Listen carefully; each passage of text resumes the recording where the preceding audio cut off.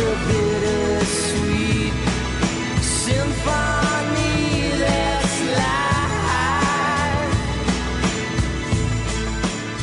life. Welcome to Green and Gold Forever. I'm Eric Drews, broadcasting from Oshkosh, Wisconsin, and we'll be joined shortly here by Matt McLean.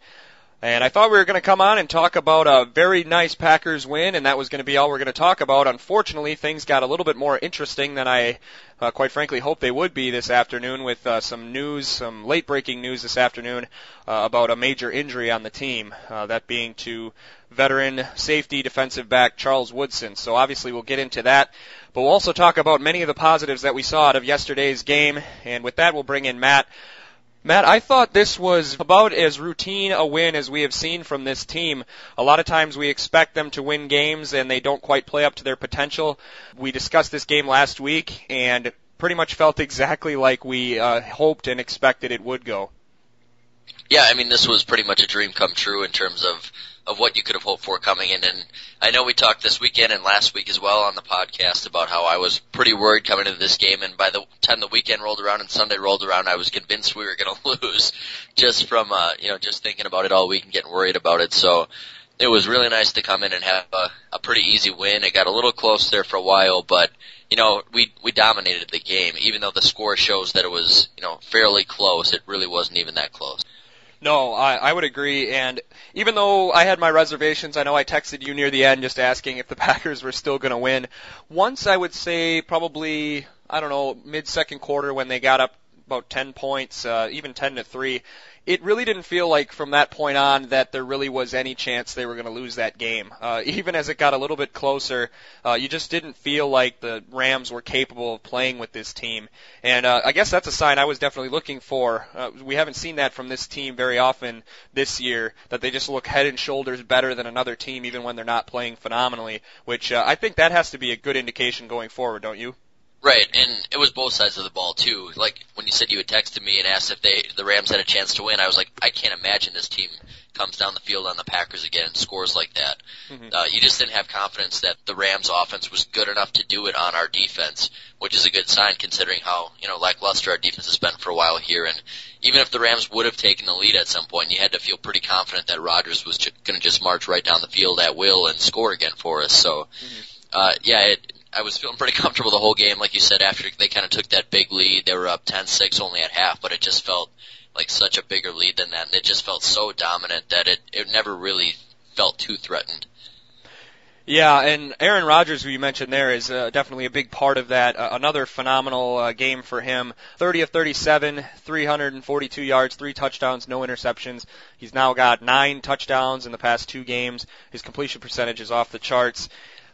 He looks like he almost flipped a switch to where he was bizarro Aaron Rodgers and he couldn't complete a long pass and he just looked very inaccurate and somewhat even confused out there at times. Now he just completely looks like he did last year, playing at the same ridiculous pace that you would expect from somebody on Madden. Yeah, it's really nice to see because I know we were kind of thinking for a while like what exactly happened, and we discussed that a little bit last week where it seemed like he kind of lost maybe a little bit of the accuracy or something for a while. And he did miss one pass just slightly over James Jones' outstretched fingers, but other than that, he was pinpoint accurate. And I think the one throw that really stood out to me was the one at the end of the game to Cobb. He was fading away to his left, across his body, over 2 defenders, and right on the money. You couldn't have placed it more perfect than it ended up landing in Randall Cobb's hands, and a great catch, but just one of the most incredible throws I think I've ever seen. And he really made that Rams secondary look foolish all day, and Cortland Finnegan and Janoris Jenkins especially, I was kind of interested to see what he was going to bring to the table here in this game, being a rookie who's starting, and he just got absolutely wrecked by Rodgers and whoever he was trying to cover at that time. They made him look absolutely foolish. Yeah, and for once, Cortland Finnegan looked foolish because of his play as opposed to his attitude. So right. That was kind of a change of pace a little bit for him. But yeah, and the receiving corps seems to be improved as well. They just seemed. I don't know. I don't have the coach's tape. I didn't subscribe to the online NFL mobile. That's like $200 to actually watch the coach's tape or whatever. And so I can't see the routes way downfield and how people are getting open, but something in them has seemed to have changed too, because Jordy Nelson seemed to struggle, and he looked kind of like old Jordy Nelson, who was kind of a role player for the team, could sneak up on you at times, but really couldn't be a featured guy, kind of like his role on the team was the first 3 years he was here. And the last 2 weeks, he's been Jordy Nelson of 2011 all over again. Yesterday, 8 catches, 122 yards. He had a touchdown.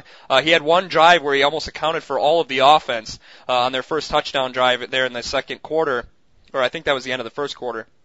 And he just completely looks like a different player than he did even a month ago. 4 touchdown catches in the last 2 games, and just uncoverable by pretty much anyone yesterday. Yeah, and this is exactly what we were hoping for and kind of frankly expecting after what we saw in the preseason and, towards the end of last year, where it's just an absolute force. And he's becoming one of those guys that, even though he doesn't have maybe the physical presence of a guy like Calvin Johnson, he's getting so good at those jump balls. Mm-hmm. And if he's in man coverage, he always comes down with it. And like you said, I'm not sure exactly what was going on the first few weeks. I mean, it had a lot to do with the whole package. I know Rodgers, the offensive line, the play calling and whatnot, and probably a lot to do with what he was doing out there. But it's just seeming like now if he's in the end zone, he's the guy to go to. It's not Finley anymore. Mm-hmm.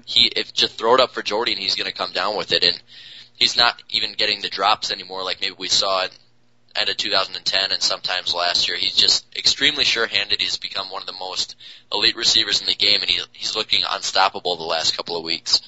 Yeah, that tiptoe catch for that first touchdown was just great, and he seems to have a better ability to do that than almost anybody on the team. He just seems to have incredible awareness when he's around that sideline, which I know we saw like in the Tampa Bay game. That not all the receivers seem to have that ability to just know where they are on the field and be able to catch the ball, turn, and it almost is like he's got the ability to not only catch the ball, but he can get his head around fast enough to actually look at his feet. Yeah. I know we had that game with the Giants last year where he made just a phenomenal spinning pirouette catch on the sidelines, and yesterday's was great too. You did mention Jermichael Finley there, and that kind of brings a point that I wanted to bring up. I don't know about what you thought, but it seems like Randall Cobb has completely replaced Finley's role in the offense, as well as incorporating some new things as well. He right now seems to be the second or third target for Aaron Rodgers. Maybe that has something to do with Jennings being gone, but the way he's played, especially yesterday and even the week before, I can't imagine that role shrinking any even once Jennings returns. Oh, absolutely not. And I think we kind of brushed on this last week, how it seems like the offense is kind of starting to get routed through some of these other guys. Randall Cobb especially. James Jones wasn't quite as explosive against the Rams as he was the week before against the Texans, but it does seem like the targets, the touches are going down. When Jennings gets back, you have to imagine it's going to be even less for him. Mm-hmm. You can't stop feeding the ball to Randall Cobb when he's been the one, when you get the ball in his hands, is making plays, and Finley is not. So you obviously have to feed the hot hand and get the ball to these guys, and you can't stop just giving it to Cobb when you got more receivers on the field. So I think you're right. I think once Jennings is back here, I think we'll see probably a similar amount of targets for Cobb and probably just about the same as we saw this last week here for Finley, where he only had 2 catches the entire game. Yeah, and I hate to say it, but you hardly even missed him out there. I mean, if he wouldn't have played, would anybody really have noticed? And maybe he's still being a little bit injured from a couple of weeks back, but it seems like they have completely found a way to get the production with new people, which says a lot about the ability of the offense to adjust and the ability of the quarterback to find the open guy. But I wonder what that says for the future of Jermichael Finley in Green Bay. It's going to be hard to justify signing him to a bigger contract, especially with all these other guys we have coming up. And I think with the way he's played the last couple of years, I don't think the price is going to be as steep as we had initially thought, maybe after the 2009-2010 season, maybe looking at this upcoming contract. So maybe they do get him back at a lower price, but you have to imagine somebody out there in the market's probably going to want to pay this guy a lot of money. And I'm kind of hoping, as much as I think a weapon he is, you kind of hope that they don't tie up too much money in this guy, that they've kind of shown time and time again that they can live without, this game against the Rams being another good example of that. Well, the way their offense has functioned probably the last 3 seasons, other than, I don't know, if you look at that Patriots and Lions games that Flynn started, this offense almost appears to not be very dependent on anyone.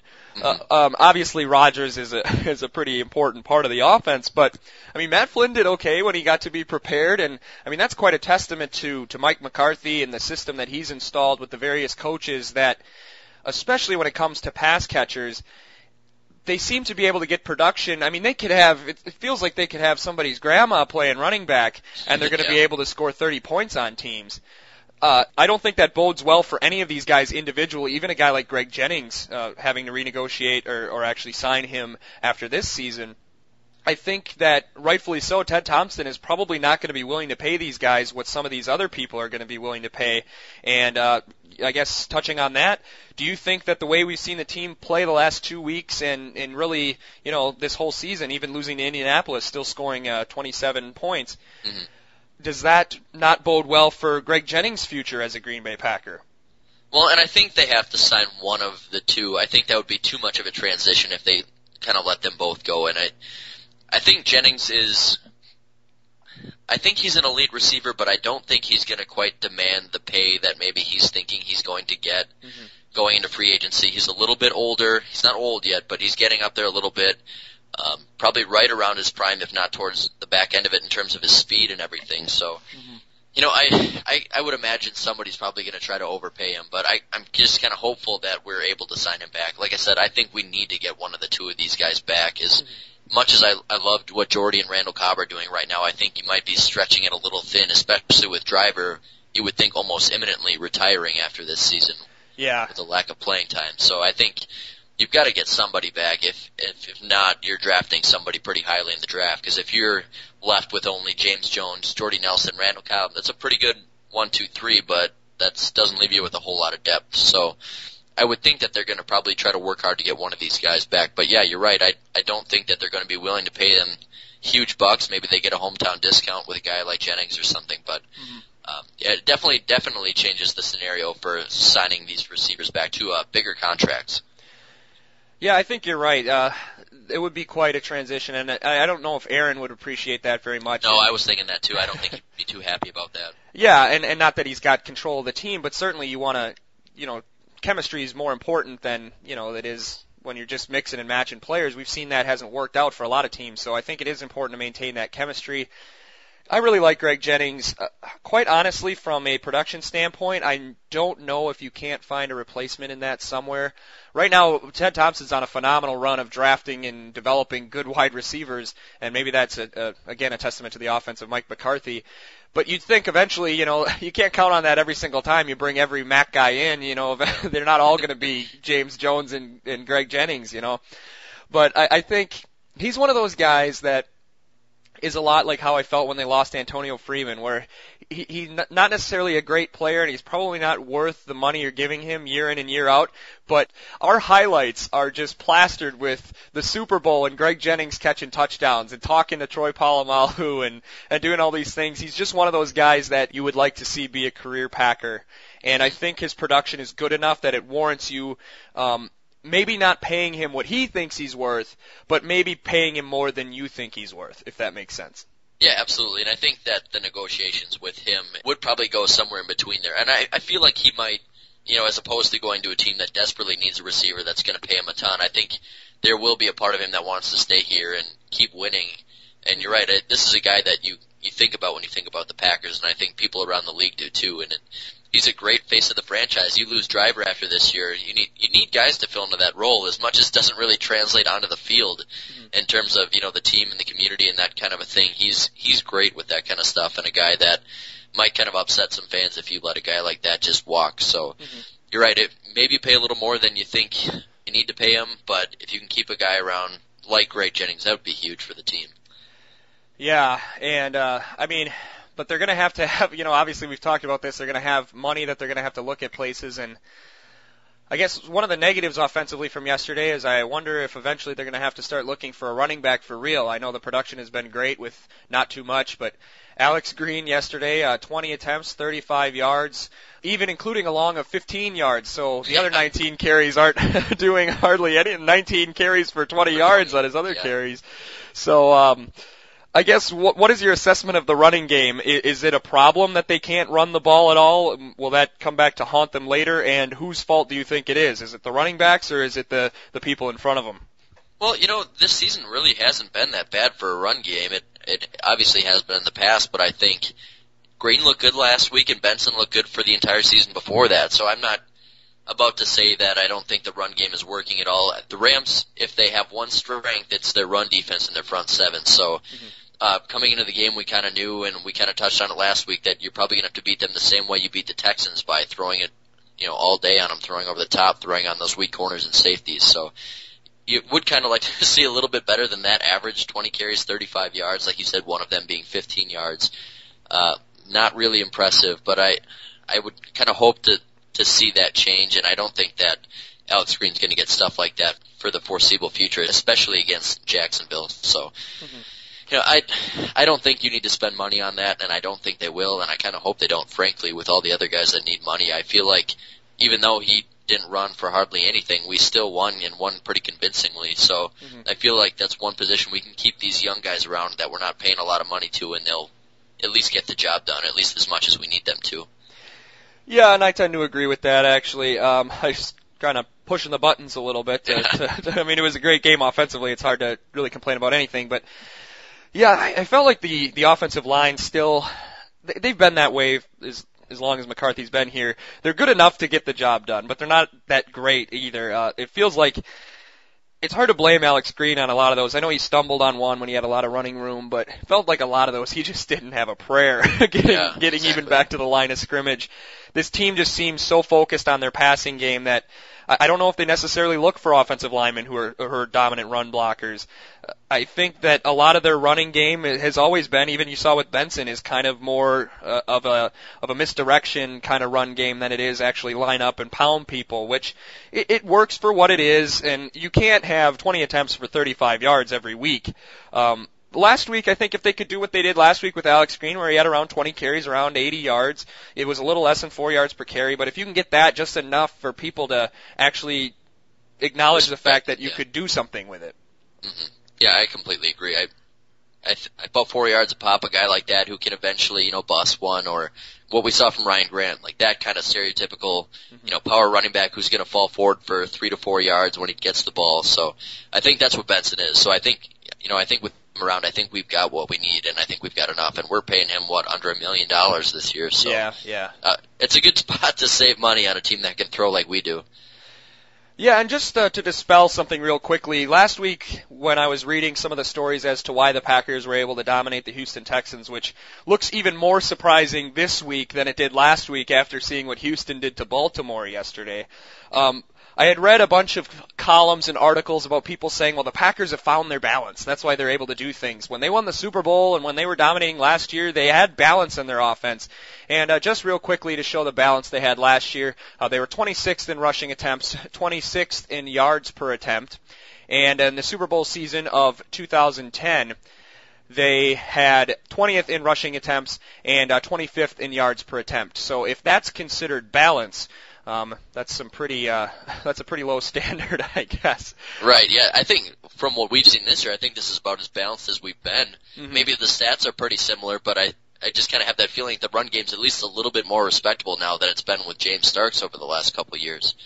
Yeah, they're still 25th in attempts, but they've cracked the top 20 in yards per attempt. So nice. Only 3.9. So apparently there's some other teams that aren't rushing the ball very effectively either. But I still think it's all about the passing game. Everybody knows that. Aaron Rodgers with 12 touchdown passes in the last 3 games. Sam Bradford in his last 17 starts has 13 touchdowns. He's now got 7 touchdowns on the year. So if he keeps going at this torrid pace, he might hit that elusive 16 touchdown mark, 1 per game. So hopefully, I guess real quick, having seen Sam Bradford, I haven't seen much of him. I kind of was having this discussion with some of the people we were watching the game with. Do you think that the writing is on the wall for this guy? Is he going to be able to improve, or is he going to go down as a big miss for the Rams as a first overall pick? Yeah, I didn't have much of an opinion on him coming into the game. After watching the game, his numbers aren't that bad, 21 of 34, 255, a touchdown and a pick, but really most of that was on one good drive when we were playing a pretty soft prevent type defense. Mm-hmm. And it kind of reminded me of what you saw from Blaine Gabbert and heard about him all last year, where he just looks skittish and scared back there. And I don't know if it's the having a bad offensive line, But we send 3 guys at him, and he releases the ball as soon as he possibly can and is jumping around in the pocket, and he just looked absolutely terrified back there. Yeah. And it's not like we're coming at him with, obviously we have Clay out there, but other than that, it's not like we're coming at him with, the 2000 Baltimore Ravens defense or anything. We have a 3-man pressure sending everybody back to cover, and he looks just terrified in the pocket. It led to a lot of inaccuracies. It led to a lot of throwaways. He looked like when he was poised, he was decent, but for the most part, he looked skittish. And, that's a 1-game sample size. Obviously, the Rams aren't on TV a whole lot, so, I don't have a lot to base it on. But based on that, you got to imagine they're starting to think about having to look elsewhere and kind of take their loss with all that money they had to pay him at that time. Yeah, and I have to agree, and he just looks like a guy who was completely the product of that college spread offense, who could sit back in the shotgun, play for a team like Oklahoma against a lot of opponents who, quite frankly, had no chance of putting any kind of pressure on him. Right. Could just kind of stand there. He's had some drafted wide receivers as well when he was there, just picking people apart. The Big 12, not that they're much better now, but in that era when he was there and Colt McCoy was there and when Brandon Weeden was there and who was before Brandon Weeden? Zach Robinson. It felt like RG3. Nobody played defense down there, and they still don't. Every week it just seemed like the losing team was scoring 31 points in those Big 12 games. I think he has been injured somewhat, but looking at it now, that was his 33rd start yesterday. He's 11-22, 58% completion percentage, 31 touchdowns, 27 interceptions. As far as the production there, those are great numbers for 1961, but I don't know if they're gonna really give the Rams a chance to improve much over than what they have been doing. So I got to agree with you. Depending on what happens in the last 9 games, the St. Louis Rams, either this next off season or the following one, might be in the market for a quarterback again, and then we start talking about Sam Bradford in the same breath that we talk about guys like, I guess maybe Tim Couch would be a closer example to Bradford than maybe some of the other epic busts of the past. But yeah, you have to have a little sympathy too, just because he's had, in terms of receivers, he's had nothing. If Danny Amendola is probably the best receiver you've ever had on your team, that's not great. So you got to feel for him a little bit there, but you have to see more progress after 3 years with a guy, and you kind of hear that around the league, that after 3 years, if you're not seeing progress or if he's regressing, then that's when you have to start being a little concerned. And maybe they try to stick it out 1 year, try to get a big weapon for him or something in free agency. Maybe a guy like Finley or Jennings, you never know. But but you got to imagine they're not going to stick with him forever. Even a guy like David Carr, who was, in my mind, kind of similar to what we've seen from Bradford, steady but not great. Even a guy like that in a small market, his time goes up after only a few years as well in this league. Yeah, David Carr is a good comparison. He feels like a guy who won't lose you the game, but he's not going to win it for you either. Well, let's talk about kind of the glaring story that has emerged from this game only as recently as a few hours ago, and that's the injury to Charles Woodson, who reports that I have heard is that he broke his collarbone. He's out 4 to 6 weeks. I haven't been reading the reports in depth, but I quite frankly have no idea where that injury occurred yesterday.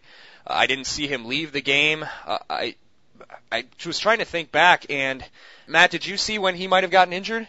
No, I didn't, and I don't know if it was maybe the TV coverage. Maybe they didn't see him go off at all, so obviously we didn't. But no, I didn't even notice him not being out there towards the end of the game. Yeah, so I guess I can only assume that maybe it has something to do with that injury he had back in the Super Bowl, but that's a guess on my part. Oh, man, it's rough to lose a guy like Charles Woodson. He's such a leader out there. I don't know how you feel about this, Matt, but I'm going to make a statement that maybe it's not as bold as I think it is, but if they were ever going to lose Charles Woodson, this is probably the best time to have it occur in any part of his tenure here in Green Bay with some of the talent that they've been able to show. Casey Hayward, is playing well. I know that's cornerback, but he's tied for the league lead in interceptions with 4.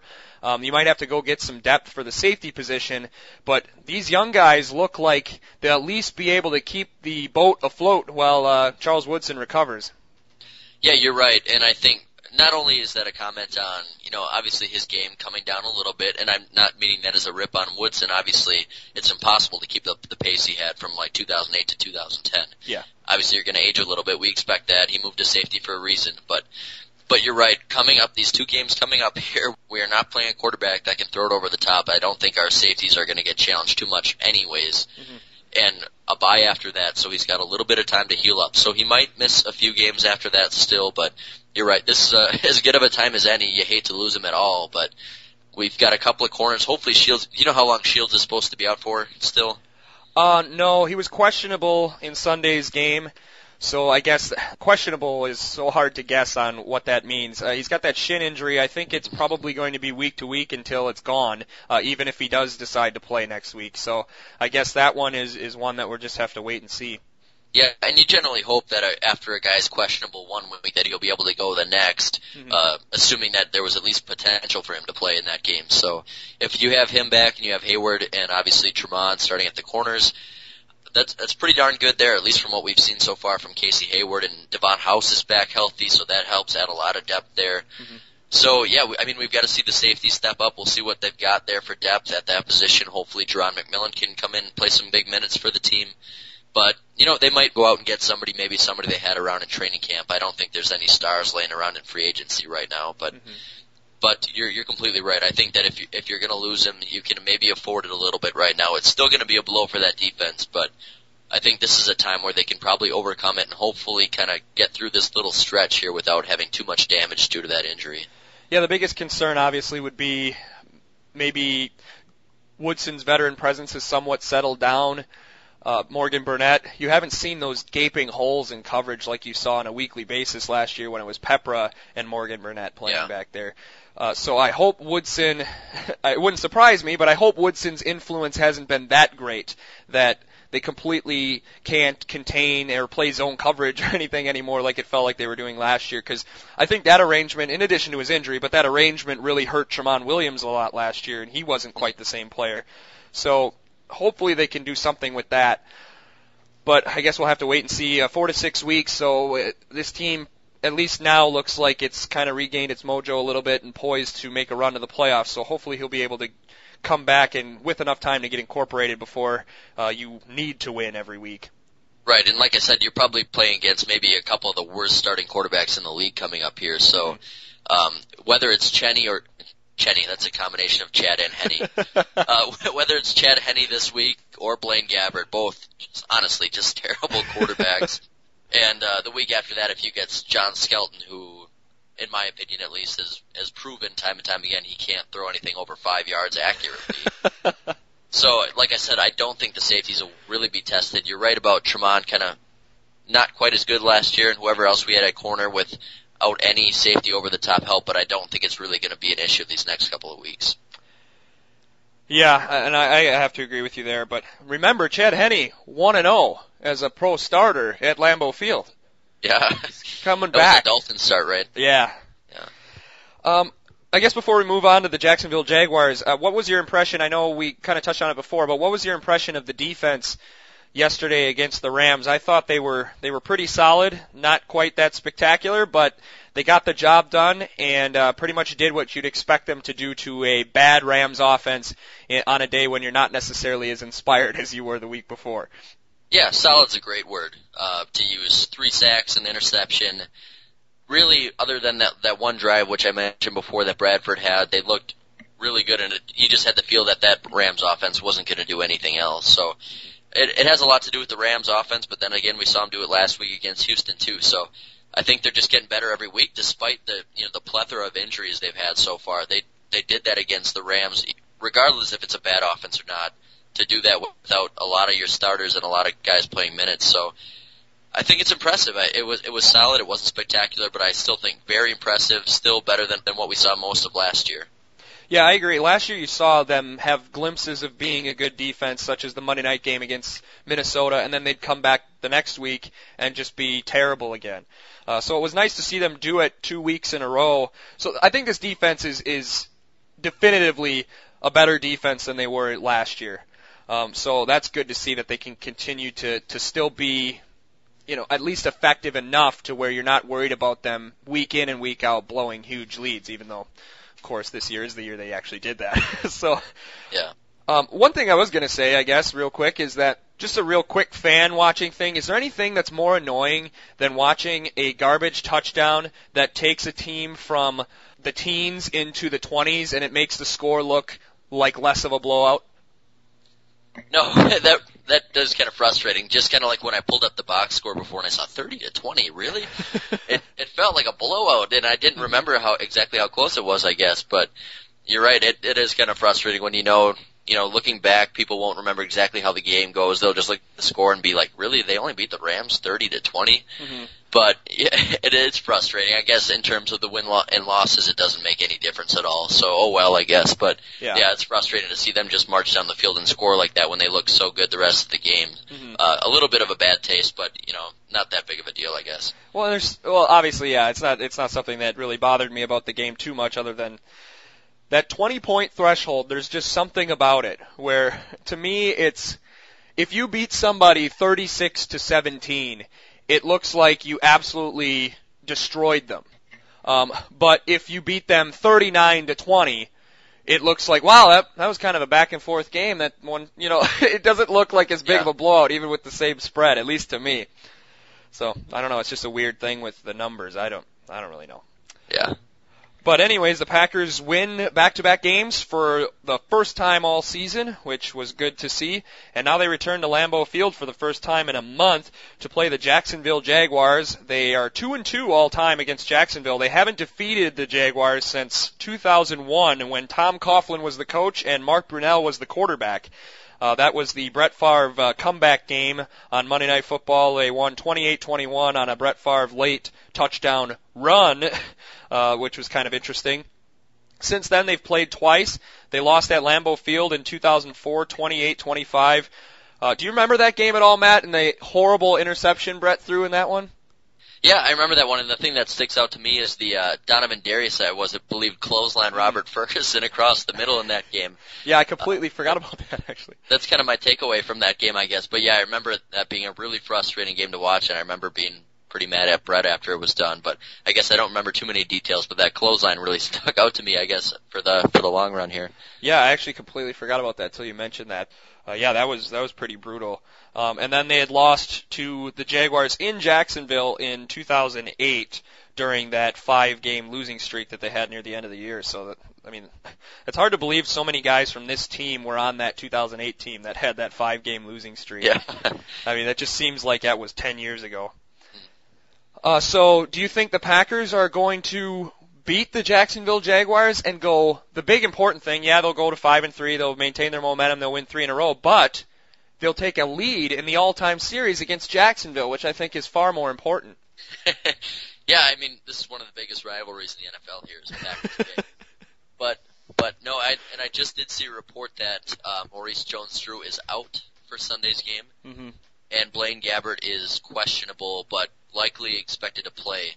So, this team, which already might be the least talented, possibly the worst team in the NFL, now loses their best player. So, unlike a game against a Rams team this last Sunday, which I thought was still going to be close and could be a tough game, I really don't see any way that this is close or that it's a trap game in any sense of the word or really a challenge for the Packers. I would think, even with all the injuries, this should be no problem, and I do not see how this Jaguars team puts up more than 10 points against our defense, even with all the injuries. Yeah, well, before I heard about those injuries this afternoon, I was expecting that Jaguar juggernaut to come into Lambeau Field and threaten to score, 13, 14 points on this Packer team. And, now we can accept that this team probably won't score more than a field goal or two. So I think they'll be okay.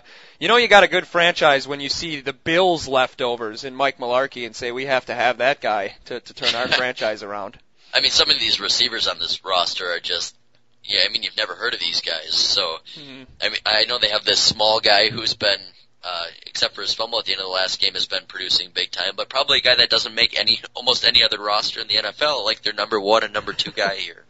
So, I know they've got a couple of good young guys on the defense. Maybe they slow down our offense a little bit, but I can't imagine this thing's even close. Yeah, I feel like I haven't seen a Jacksonville. I watch a ton of football, so do you. I feel like I haven't seen a Jaguar game in at least 3 years. Yeah, I think that they had a primetime one last year I watched, and that's when I made my judgment that Blaine Gabbert is just terrible. So, again, that's kind of what we said with Bradford. It's a one-game sample size. I won't mind seeing him again if he plays on Sunday, and probably won't be a lot more impressive than he was then. But I just can't imagine. I can't imagine this thing's even close. Well, hopefully you're right, and the Packers can continue on winning. Real quick, the Jaguars are 32nd in passing yards. They are 25th in rushing yards. They're 32nd in both points scored and yards accumulated. They're 25th in points allowed and 28th in yards given up. And pretty much across the board in the high 20s for everything, both offensively and defensively. Somehow they beat the Indianapolis Colts back on September 23rd. So that Colts loss is going to look really bad when this season's over, isn't it?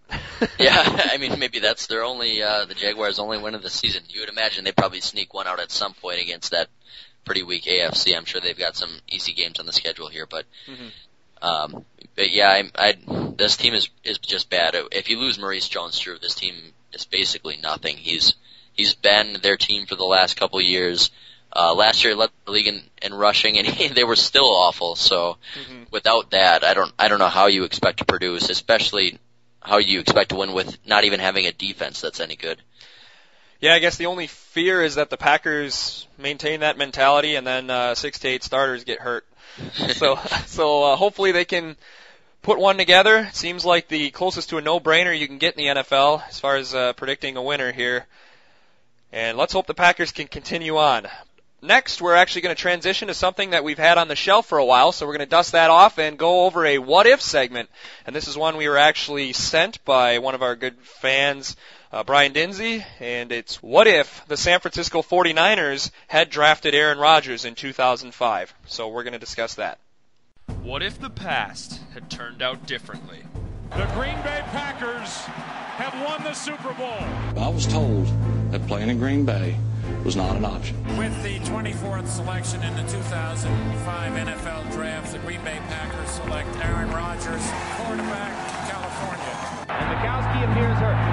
Mikowski's in great pain, Ahmad. And reliable sources now tell CBS Sports that Parcells is very close to accepting a Green Bay Packers offer. Gentlemen, let me introduce to you the new head coach of the Green Bay Packers, Mr. Phil Bankston.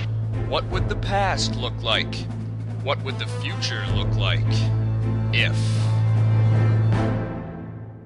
Welcome to What If. This is a segment where we discuss events in Packers history, we change them, and then we discuss what might have been, not only the past, the present, and the future of the Green Bay Packers franchise under those circumstances. So this week, it's a topic that we were sent a while back by Brian Dinsey on Facebook, asking us, what if the San Francisco 49ers had drafted Aaron Rodgers? I'm paraphrasing a little bit there, but that's essentially what he was asking.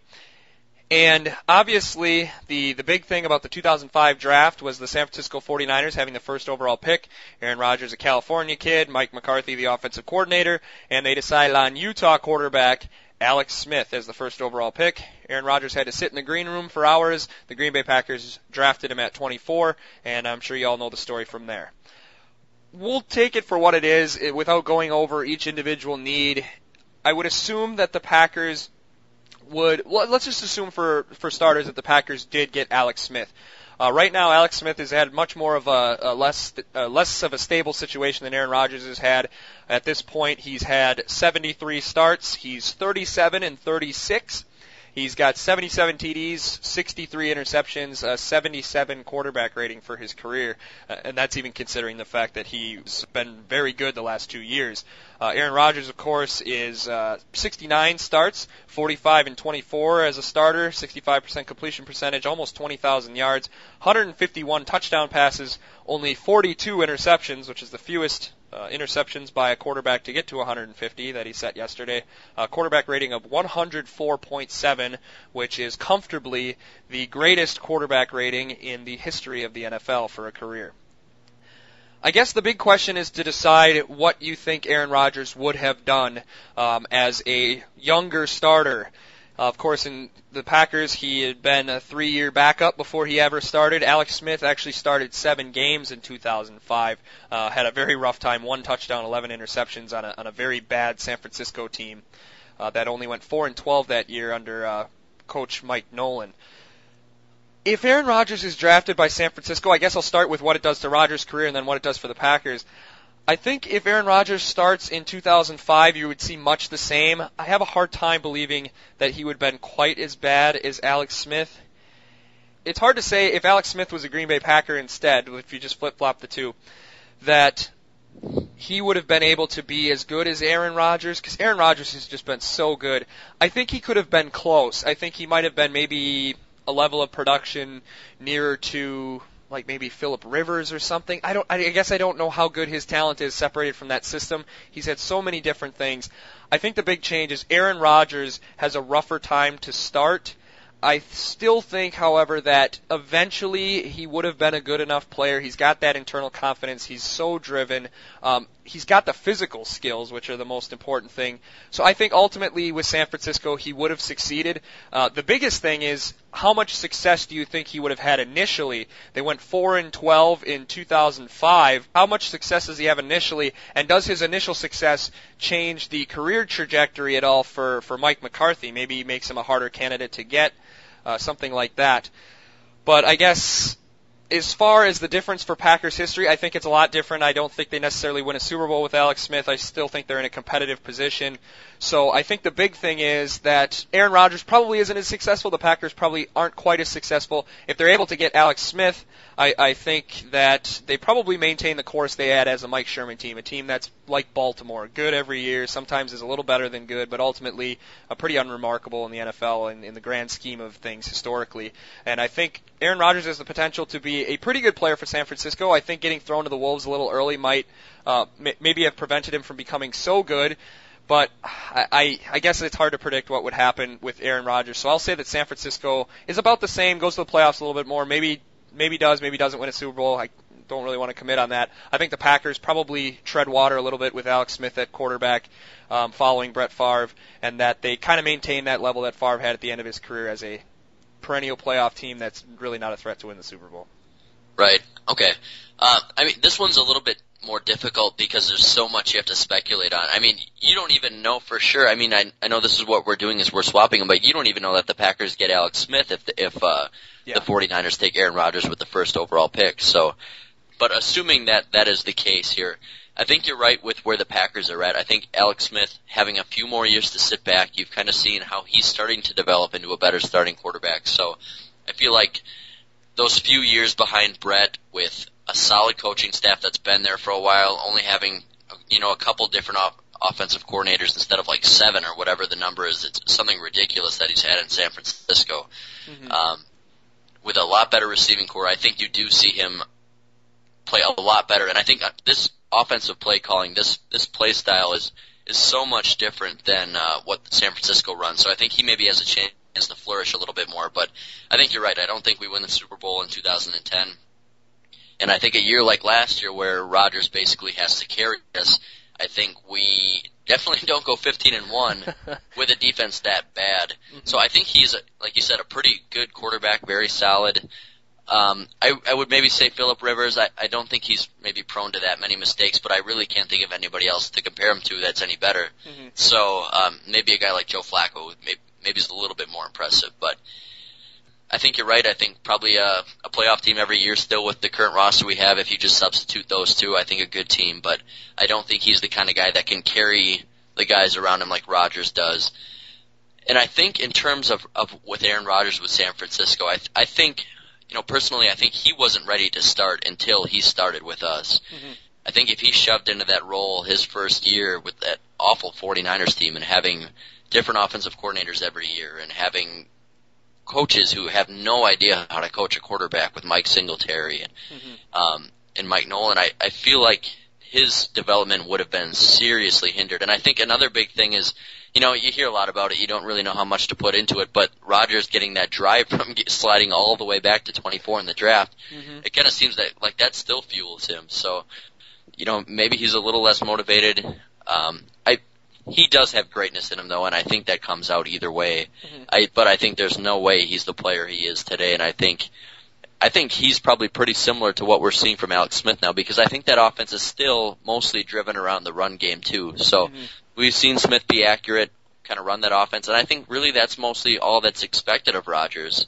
So I think his arm still develops, and I still think he gets the cannon and the accuracy he has today, but maybe he's a little bit more efficient, Alex Smith, a little more accurate, doesn't make as many mistakes. But I think in terms of the 49ers trajectory into being one of the better teams in the league, it's probably pretty similar to where it is now. And I think he's still a very good quarterback, but I don't think he's anywhere near what he is with the Packers today. Yeah, I think you bring up a great point and that's the hardest thing to think about, because they had a guy like Mike Nolan there when he was drafted, and you begin to think, well, what does that do to Mike Nolan's career? If Aaron Rodgers is even just a little bit better than Alex Smith, is he able to save Mike Nolan's job? Yeah. And so I guess that's almost impossible to predict. What happens if maybe Mike Nolan is a little bit better, so he stays on one extra year? Does that make Singletary never the coach? Do they get an offensive guy? And it's one of those things where it's how much value do you put in the development of a quarterback. Aaron Rodgers, we saw him in 2005 play one half against a really bad Baltimore team, and he was terrible. We saw him play one half on a broken foot against a very good New England Patriots team in 2006, and he was terrible. And then we saw him in 2007 play against a pretty good Dallas Cowboy team in Dallas, and he was very, very good, arguably every bit as good as Brett Favre was in Mike McCarthy's system by that point. But I guess if you put a lot of value, and this is all just our opinion, if you put a lot of value in that development, is he bad enough to the point that when Mike Nolan gets the boot, the quarterback gets the boot too? And not necessarily that he wouldn't be able to catch on somewhere else, but it becomes harder to be good. You always wonder what happens to guys that get put on the outs and aren't given a really good chance to prove themselves again. I'm at a kind of a loss right now, having said that, to think of an example, maybe you can, of a quarterback who you thought maybe could have been good, got the rug pulled out from underneath them a little earlier than you felt was fair, and because they were so bad in the beginning, never got a fair second chance to succeed. I don't know, maybe. Yeah, I think of a few, but I think if a player is good enough, I think that he would have caught on, like you said. I mean, you can maybe think of guys like Cade McNown or Jermichael. I knew you were going to say Cade McNown. Yeah, I knew. I used to think that Cade McNown needed a chance at a starting job somewhere else in the league back in the early 2000s. But a guy like Jamarcus Russell never really got another shot. But, I mean, really, these guys generally land somewhere as backups. We see Brady Quinn getting a shot right now. He was kind of a guy maybe similar to that. But I think if Alex Smith sticks around when Nolan goes, I think there's no question that Rodgers sticks around through that whole process. And Alex Smith was continually benched through Singletary's time there, and they were playing Shaun Hill a lot. And maybe they do that less if they have a guy like Rodgers around. But, yeah, you kind of think about that, and you wonder how often that's happened in the history of this league, where a guy could have been Aaron Rodgers and never got another opportunity. You would like to think that coaches could see a guy, maybe he's a bad practice player, though, and just never gets a chance. But, it's kind of interesting to think about a guy that could have maybe been elite under different circumstances, but just whether he's in a bad system or never gets his opportunity, how many players have there been that could have been, one of the greats? Yeah, how many Tom Bradys are there who played behind a quarterback who didn't get hurt? Yeah. That's kind of one of the great, it's impossible to speculate, but how many guys are there out there that are sitting behind guys that, even marginal guys who are just good enough to stay on the field? How many guys might have rotted on the bench behind, decent but not great quarterbacks like, an older Jim Everett or Chris Miller or something like that, that never just got an opportunity. That's really something interesting to think about. I think in Rodgers' case, though, I think you're generally right that even with his attitude and the drive that he would have to succeed, and he seems like the kind of guy that if he would have struggled early, had 1 touchdown, 11 picks in his rookie season, that he would have been throwing passes day and night for the entire offseason to try to get better. So I don't think it's possible with a skill set like his, with the attitude that he has, that maybe even getting shipped out of another town, maybe even having to sit on the bench for another season, that unless he gets picked up by a team like New England, or he gets picked up by a team like the Indianapolis Colts, that he wouldn't have a chance to succeed somewhere. Maybe he gets thrown out in 2007 and he's scooped up by a team looking for a quarterback after Brett Favre retired. And he plays here anyways. Yeah, wouldn't that have been something, but Yeah. we'll never know, I guess. Well, I guess it would have been unremarkable to us if it had happened that way. Yeah, that's true. So, I guess in tying it up, I guess we think the Packers would have maintained status quo, been pretty good, but not as great as they've been with Alex Smith, and we think Aaron Rodgers probably wouldn't have developed in offense as favorable as Mike McCarthy's to the quarterback being good, but he still would have been one of the better quarterbacks in the NFL, if I'm reading you correctly. Yep, I would agree with that. All right, so obviously this What If was kind of a quick one. We didn't have a chance to record an intro. We figured you all know the story for this one. But we'd love to talk some more What Ifs in the future. So I know we have some in the queue ready to go in future episodes, but we'd also love to add some more to that list. So your What If topic could be added to that list by coming to our Facebook page, Green and Gold Forever Podcast. You can post it on there. You can also send it to us via Twitter at GreenGoldForever. That's the number 4. You can go to our Podbean page where not only can you listen to this episode, past episodes, you can also comment on different things. If you'd like to add a What If, you can comment on there. That's Green Gold Forever, just like Twitter with the number 4. The number 4, right. The number 4, actually, it is. greengoldforever.podbean.com. And you can go there as well to pitch your own What If topic or add any general topic discussions or comments that you might have on the show. Real quick, Matt, who do you have tonight? We got actually 3 big-time matchups on tonight. We won't talk about the one. We got the presidential debate. We got Game 7 of the NLCS between the last 2 World Series champions, and of course we got Bears-Lions on Monday Night Football, a battle between 2 teams that nobody in Wisconsin really cares to see win. So who do you got, I guess, in the 2 real sporting events? Well, real quickly in the MLB, I'm going to go with the Giants with Matt Cain on the mound here. It seems like a pretty tough matchup for the Cardinals in San Francisco, so I'm going to go with them completing the comeback down 3-1. And then I'm having a little bit of a hard time with this one because it seems like a game that you see so often in the NFL where you expect a team like the Bears to win against a Lions team that's struggling, but perhaps don't quite show up or for whatever reason. But I think I'm going to go with Chicago for this, and I think most importantly, which I was kind of interested to ask you as well, was who you're going for, because I've kind of like watching SportsCenter a little bit here. I've seen the clips from last year with how dirty the Lions were, and it just brought up these emotions in me where I remember cheering for the Bears hardcore in that game. Yeah. And even though that they're the team we're really competing with right now at the top of the division, along with Minnesota and Detroit's kind of in the cellar, I'm thinking I'm going to be pulling for Chicago tonight. I can't stand the Lions. I think they're probably my least favorite team in the league right now with kind of the way they play and some of the guys on that roster. So even though I can't stand Jay Cutler, I think I'm going for the Bears. How about you? Yeah, that game at Soldier Field last year, I've never cheered so hard for the Bears in my life with all the cheap shots that Detroit was taking. Is that the game they were referring to? Yes. Yeah, that was just brutal. And I guess I would like to see the Bears come back to the pack, but there's still tons of time for that. I mean, the Packers still have 5 division games left to play. So as far as the Packers' ability to pull back into this one, I'm not worried. The Bears are not going to go 15-1. So I think for tonight, why not? I'll cheer for the Chicago Bears, and I had to start Jay Cutler this week because Peyton Manning's got a bye week, so hopefully he throws for 5 or 6 touchdowns. And maybe put the Lions in a little deeper hole, too. I mean, even though the Vikings have a much better record, I think they might still scare me a little more than Minnesota does anyways. So maybe just put them a little further in the hole so it's not a team we have to think about down the road. Yeah, they're a team you just like to see buried in the bottom of the standings and just get a chance to forget about them, not only because they have the potential to be a dangerous team as they proved at times last year, but also because there's just a lot of not very cool guys on that team. Yeah. So I guess I'll pull for the Chicago Bears, and so I guess that's about it for Green and Gold Forever this week. Matt did mention that the Lions are one of his most hated teams, and I'm actually putting together maybe the first blog post to be posted on our Podbean site, and that's my top 5 personal most hated teams that I've ever seen the Packers play. So that's going to be covering not only the teams such as the Vikings or the Cowboys or the Lions, but it's also going to point out the years in which I hated them the most. So look forward to that in a couple of weeks here. I might have it near the end of this week, or if not the end of this week, I'll post it next week. So take a look at that on our Podbean page, greengoldforever.podbean.com.